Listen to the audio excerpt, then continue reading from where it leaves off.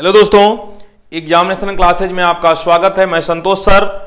हम लोग टॉपिक चल रहा था पर इन्वायरमेंट के बारे में। क्या चल रहा था? इन्वायरमेंट के बारे में। इन्वायरमेंट होता क्या है हम लोग कल पढ़े थे, मतलब पिछले वीडियो में, कि इन्वायरमेंट होता क्या है। इन्वायरमेंट को हम लोग कई वे में देख रहे हैं कि मतलब मूल अधिकार के रूप में कैसे क्या होता है, नीति निर्देशक तत्व के रूप में क्या होता है, मौलिक कर्तव्य के रूप में क्या बताया गया, किस अनुच्छेद में क्या बताया गया है। तो हम लोग पर्यावरण के बारे में थोड़ा डिस्कस कर लेते हैं कि जो पिछले वीडियो हम लोग देखा था कि पर्यावरण होता क्या है। तो परिधन आवरण ने क्या बताया था पिछली वीडियो में कि परिधन आवरण, परि मतलब क्या होता है? चारों तरफ, आवरण मतलब ढका हुआ। हमारे चारों तरफ से परिवेशों से जो हम ढके हैं वो हमारा क्या? वो हमारा पर्यावरण है। उसमें क्या सजीव निर्जीव वस्तुएं सभी हो सकती हैं जो हमारे पर्यावरण में महत्वपूर्ण योगदान देते हैं। तो हम लोग इन्वायरमेंट के बारे में इतना डिस्कस किए थे और हम लोग कल बताए भी थे कि मूल अधिकार, इसको बोलते हैं फंडामेंटल राइट, मूल अधिकार, जिसको कहां से लिया गया है? संयुक्त राज्य अमेरिका से लिया गया है। इसका जो अनुच्छेद होता है वो कहां से होता है? 12 से 35 के बीच होता है। कितना होता है? 12 से, अनुच्छेद 12 से 35 के बीच में होता है। मैंने उसमें बताया था कि अनुच्छेद 21 का ए में बताया गया है। क्या बताया गया था? कि उसमें प्रत्येक व्यक्ति को पर्यावरण प्रदूषण के विरुद्ध आपको रोकने का अधिकार, अगर कोई पर्यावरण के विरुद्ध कोई कार्य कर रहा है तो आप उसको रोक सकते हैं। और उसके संरक्षण का अधिकार अनुच्छेद 32 में दिया गया है कि अगर उसका कैसे संरक्षण आप करेंगे उसका अधिकार आपको बताया गया है। तो आज हमारा जो उसमें है कि नीति निर्देशक तत्व के रूप में, अब हम समझाएंगे। हम कल बताए पिछले वीडियो में मूल अधिकार के रूप में कैसे था, हमारा नीति निर्देशक तत्व के रूप में कैसे समझाया गया है। तो पहली बात हमको दिमाग में आती है कि नीति निर्देशक तत्व जो है वो कहां से लिया गया है, किसके संविधान से लिया गया है? तो आयरलैंड से लिया गया है। और कितने अनुच्छेद से कितने अनुच्छेद तक होता है? अनुच्छेद 36 से लेकर 51 के बीच होता है। अनुच्छेद 36 से 51 के बीच हमारा जो होता है वो क्या होता है? नीति निर्देशक तत्व होता है, जो कि आयरलैंड से लिया गया है। ठीक है, देखते इसमें क्या है हमारा है। इसमें जो आपका है अनुच्छेद 48 का ए, अनुच्छेद 48 ए क्या कहता है? 48 ए, अनुच्छेद 48 ये कह रहा है कि पर्यावरण का संरक्षण तथा संवर्धन और वन तथा वन्य जीवों की रक्षा करना। पर्यावरण का संरक्षण,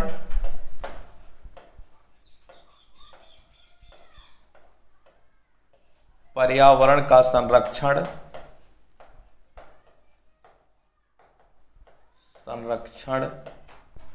संवर्धन, पर्यावरण का संरक्षण, संवर्धन और क्या है? और वन, पर्यावरण का संरक्षण, संवर्धन और वन तथा वन्य जीवों की, और वन तथा वन्य जीवों की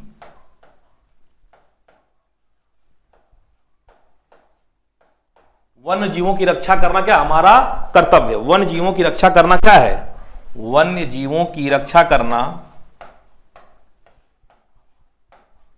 राज्य का क्या है? कर्तव्य है। राज्य का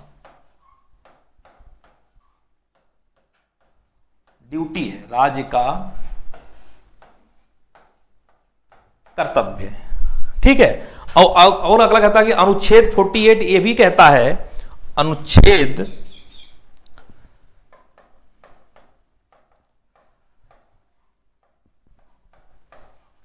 48 कहता है कि पर्यावरण संरक्षण जो है कि केंद्र और राज्य का यह कर्तव्य है कि पर्यावरण संरक्षण क्या उचित कदम उठाएं। क्या है इसके तहत? क्या है तहत?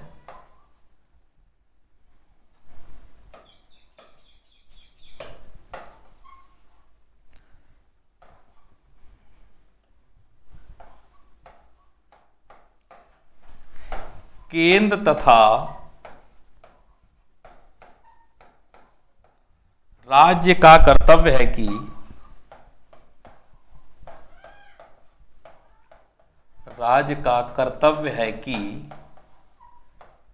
पर्यावरण संरक्षण के विरुद्ध क्या है कदम? पर्यावरण संरक्षण हेतु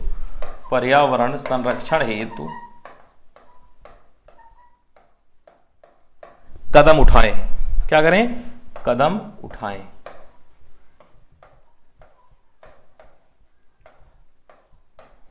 मतलब नीति निर्देश तत्व के रूप में कहा गया है कि आयरलैंड से लिया गया अनुच्छेद 36 से 51 के बीच इसकी बात की गई है। इसमें अनुच्छेद 48A, अनुच्छेद जो आपका है वो 48A है, और अनुच्छेद 48A में तो क्या कह रहा है? अनुच्छेद 48 कहता है कि पर्यावरण का संरक्षण और संवर्धन और वन तथा वन्य जीवों का रक्षा करना राज्य का कर्तव्य होता है।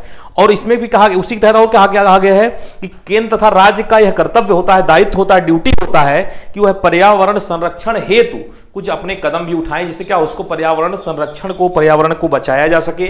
पर्यावरण को अगर क्षति हो रही है उसको बचाया जाए, कोई नुकसान होने से उसकी बचाया जाए। सब क्या है? हमारी राज्य और केंद्र का दोनों का ड्यूटी होता है। अगर हम लोग उस पर ध्यान नहीं देंगे तो धीरे धीरे क्या होगा? वन हमारे जो है, जंगल में इतने घने घने जंगल होते थे, आज दिन प्रतिदिन क्या हो रहा है? एकदम खाली होते चले जा रहे हैं। क्यों? अगर उसके प्रति हम लोग ध्यान नहीं, सजग नहीं रहेंगे तो एक दिन ऐसा आएगा कि जंगल सब नष्ट होते चले जाएंगे, और जंगल नहीं बचेंगे तो हमको ऑक्सीजन लेने में या जो भी हमारी समस्याएं, सब समस्याएं खड़ी हो जाएंगी। इस पृथ्वी पर, धरती पर जीना दुर्लभ हो जाएगा। इसलिए पर्यावरण को संरक्षण करने के लिए, और जो वन्य जीव हैं, देखिए अब हमारे यहाँ से कूनो पार्क मध्य प्रदेश में अफ्रीका से चीते लाए गए। क्यों? हमारे यहाँ उसकी अस्तित्व खत्म होते चले जा रहे हैं। तो ऐसा हम करें कि हमारे जब वन रहेंगे, जंगल रहेंगे, तभी उसमें क्या हमारे वन्य जीव, जो जंगली जानवर, उसी में तो रह पाएंगे वन्य जीव जो हैं। और उससे क्या होगा? हमारे पर्यावरण संवर्धन करने के लिए हमारा ये अनुच्छेद 48A बनाया गया है। ठीक है, तो आपको नीति निर्देश तत्व के रूप में बता दिया गया, मूल अधिकार के रूप में बता दिया गया। तो अब हम लोग थोड़ा सा देखेंगे आगे कि मूल कर्तव्य के रूप में, मूल कर्तव्य लिया कहां से गया है? फंडामेंटल ड्यूटीज, मूल कर्तव्य के रूप में, मूल कर्तव्य के रूप में, मूल कर्तव्य के रूप में कहां से लिया गया है? रूस से।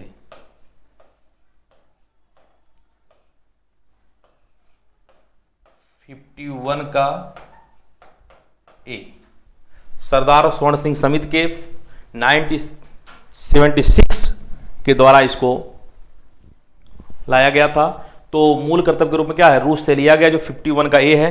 तो संविधान के अनुच्छेद 51 में क्या है? मूल कर्तव्य का उल्लेख किया गया है, जिनका पालन करना प्रत्येक नागरिक का कर्तव्य होता है। इसमें क्या कहा गया है कि जो प्रत्येक नागरिक हैं, मूल कर्तव्य का सबको पालन करना अनिवार्य है। संविधान के अनुच्छेद 51 के ए में जो मूल कर्तव्य का उल्लेख किया गया है, जिनका पालन करना प्रत्येक नागरिक का अधिकार है। और इसमें 7वां का मूल कर्तव्य इसमें जो है, इसमें क्या है? 7वां मूल कर्तव्य जिसमें है जी, 7वां मूल कर्तव्य जो है, 7वां मूल कर्तव्य जो जी है,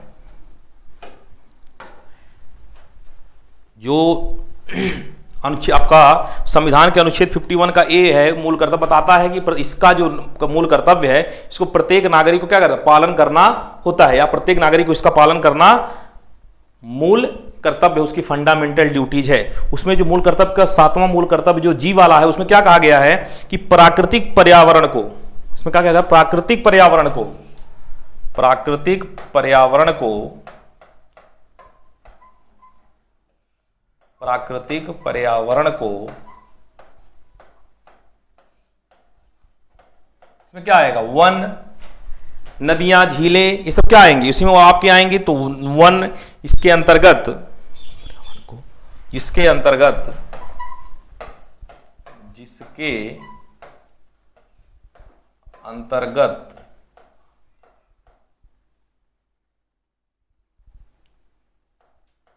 जिसके अंतर्गत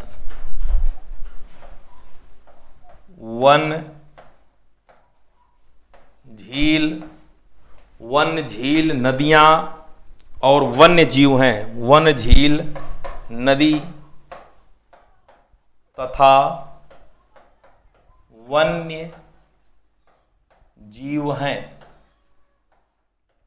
वन्य जीव हैं। तो क्या कह रहा है कि प्राकृतिक पर्यावरण को जिसमें अंतर्गत, जिसके अंतर्गत वन, झील, नदी तथा वन्य जीव हैं, और क्या करें, रक्षा करें, उनका संवर्धन करें तथा प्राणी के प्रति दया भाव करें। क्या करें, वन्य जीव है, रक्षा करें,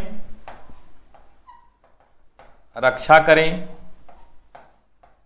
संवर्धन करें तथा प्राणियों के प्रति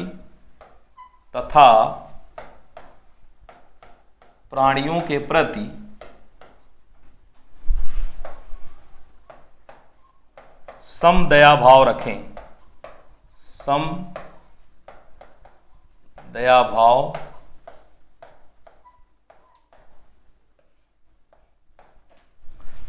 भाव रखें। पर्यावरण कौन सी सूची में आता है, यहां भी क्वेश्चन बनता है बहुत इंपॉर्टेंट। जो पर्यावरण है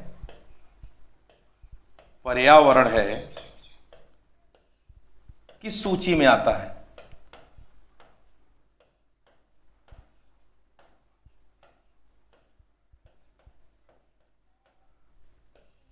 पर्यावरण हमारा जो है किस सूची में है?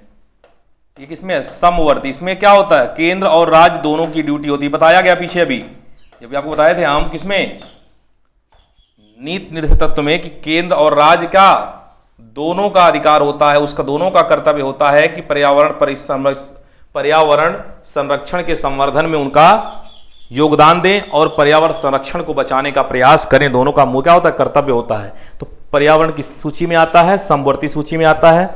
मूल कर्तव्य के रूप में क्या आता है, जो संविधान का अनुच्छेद 51A बताया है कि वह जो मूल कर्तव्य उसमें दिया गया है, प्रत्येक नागरिक को क्या है, प्रत्येक नागरिक को उसका पालन करना चाहिए, मूल कर्तव्य का निर्वहन करना चाहिए। उसी के मूल कर्तव्य में जो 11 दिए गए हैं उसमें से आपका जी, 7वां जो मूल कर्तव्य जी पोर्शन में दिया गया है कि प्राकृतिक पर्यावरण को, जिसके अंतर्गत वन, झील, नदी तथा वन्य जीव हैं, उनकी रक्षा करें और संवर्धन करें तथा प्राणियों के प्रति क्या करें, सम दया भाव करें।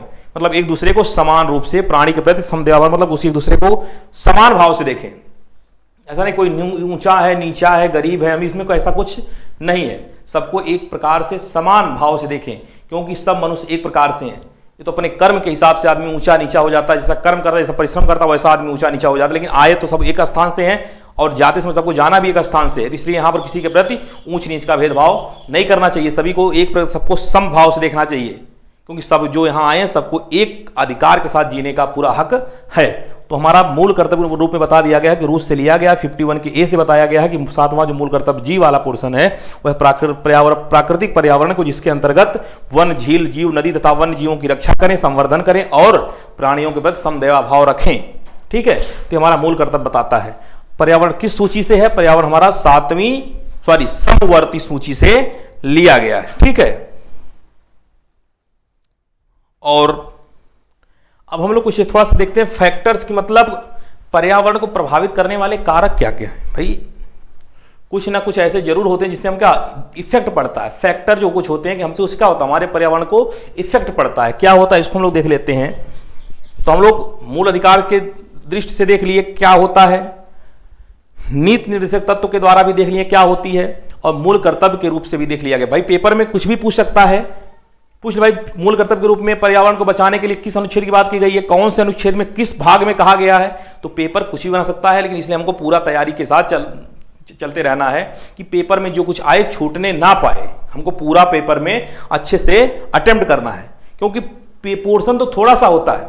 जैसे अभी इन्वायरमेंट दे दिया, लेकिन इन्वायरमेंट में कहीं तो 4 ही नंबर का आए, 2 ही नंबर का क्वेश्चन आए, लेकिन पढ़ना हमको क्या उसके बारे में पूरा पढ़ना पड़ेगा। ऐसा हमको पता तो है नहीं कि कहां से पेपर बना देगा। अब हम लोग पढ़ते हैं, देते हैं कि जनरल स्टडी, सामान्य अध्ययन। अब सामान्य अध्ययन में आपको कितना पढ़ना पड़ जाएगा, उसमें जियोग्राफी भी आएगा, हिस्ट्री भी आएगा, पॉलिटी भी आता है, उसमें बाद जनरल साइंस आपका, फिजिक्स, केमिस्ट्री, बायो सब। अब स्टडी में पूरा आ गया।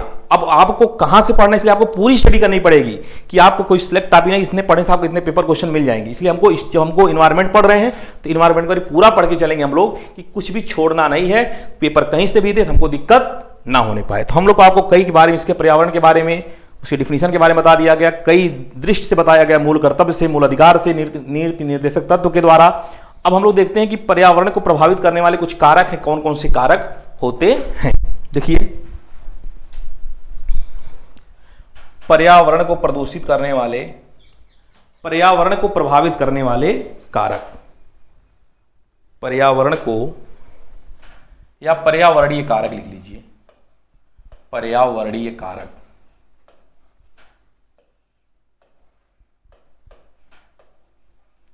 पर्यावरणीय कारक, इन्वायरमेंटल फैक्टर्स।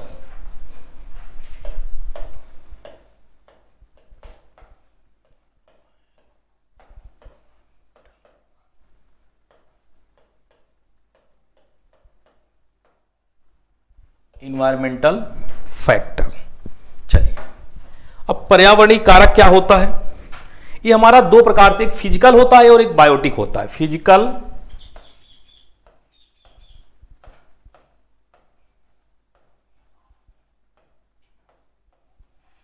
फैक्टर,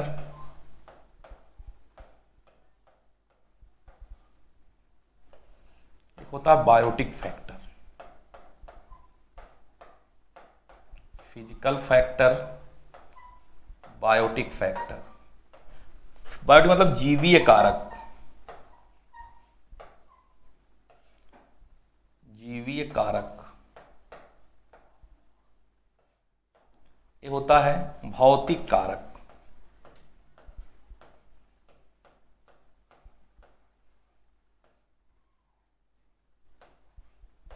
क्या होता है? भौतिक कारक। एक फिजिकल फैक्टर हो गया, एक बायोटिक फैक्टर हो गया। फिजिकल फैक्टर में हम लोग देखते रहते हैं, फिर क्या है इसमें मीडियम क्या होता है, जैसे वायु हो गया, जल हो गया, हवा हो गया, तथा कुछ अन्य परजीवी। इस हमारे क्या होता है? फिजिकल फैक्टर्स में आते हैं। क्या आते हैं? फिजिकल फैक्टर्स में। तो हम लोग फिजिकल फैक्टर्स के बारे में थोड़ा सा देखते हैं। फिजिकल फैक्टर,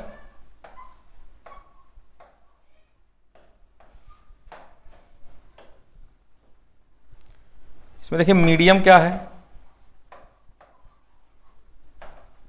इसको बोलते हैं माध्यम। क्या बोलते हैं? माध्यम। फिजिकल फैक्टर में माध्यम क्या होता है?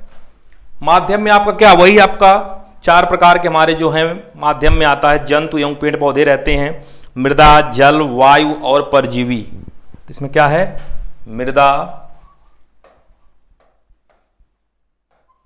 वायु, जल तथा अन्य परजीवी। मतलब कुछ छोटे छोटे अन्य जीव जो दूसरे पे क्या होते हैं, कहते हैं कि परजीवी, मतलब दूसरे के जीवन पे, दूसरे के ऊपर आश्रित होते हैं। मतलब वो अपने आप में कुछ नहीं है जब तक वो दूसरे का, जैसे हम लोग क्या है, हम ही लोग तो आश्रित हैं भाई। पेड़ पौधे ना पैदा हो, ना उसमें से निकले, अनाज ना पैदा हो तो क्या खाएंगे? अपने आप कुछ कर नहीं सकते हैं। वही पौधों के द्वारा ही क्या हमको कुछ जो कुछ मिलता है अन्न, उसी के द्वारा हम लोग अपना भोजन तैयार कर दे। हमारे पेड़ पौधे क्या, वो स्वयंपोषी होते हैं, वो स्वयं पे डिपेंड है। उनको कोई कुछ ना दे, सूर्य से प्रकाश लिए, नीचे से उनको जल मिला, CO2 गैस लिए, और वो प्रकाश संश्लेषण क्रिया करते अपना भोजन स्वयं बना लेते हैं। किसी से कोई मतलब नहीं होता है। तो लेकिन हम क्या है, हमको जब तक पौधे से उसमें आपका जो भी गेहूं, धान जो भी पैदा नहीं होगा, दाल नहीं पैदा होंगी, तो हम लोग क्या करते हैं, जब तक हम पौधों से पर्याप्त नहीं हो तो हम क्या खाएंगे? कुछ नहीं मिलेगा हमको। इसलिए हम क्या दूसरे पे डिपेंड है। तो मृदा, वायु, जल तथा अन्य परजीवी जो क्या है, ये हमारे फिजिकल फैक्टर जो है, हमारे भौतिक कारक क्या है, मीडियम है, माध्यम है।